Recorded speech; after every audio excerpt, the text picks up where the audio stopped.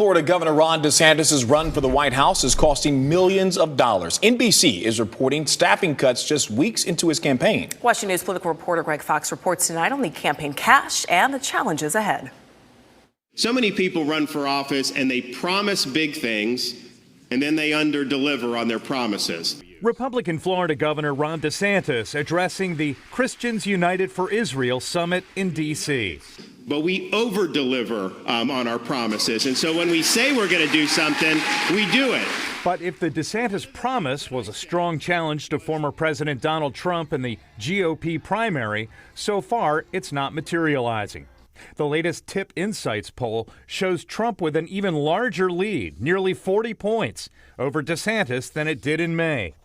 NBC's analysis indicates DeSantis' campaign finances are flashing warning signs, and in another sign of the financial strain on the campaign, DeSantis has fired a dozen staffers in what a source familiar with the move described as a cost-cutting measure.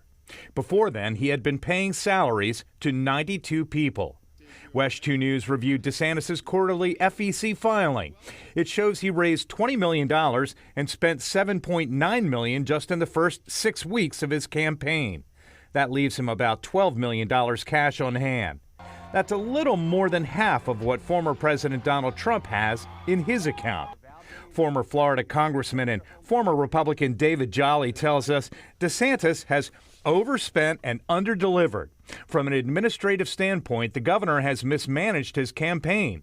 He's failing, and he's not moving in the right direction. But DeSantis campaign spokesman Andrew Romeo told NBC News, Americans are rallying behind Ron DeSantis and his plan to reverse Joe Biden's failures and restore sanity to our nation. And his momentum will only continue as voters see more of him in person, especially in Iowa.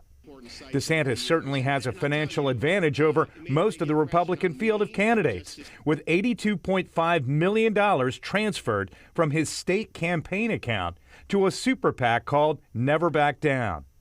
So far, 2 groups have filed complaints with the Federal Elections Commission saying that transfer of money was illegal. Greg Fox, WESH 2 News.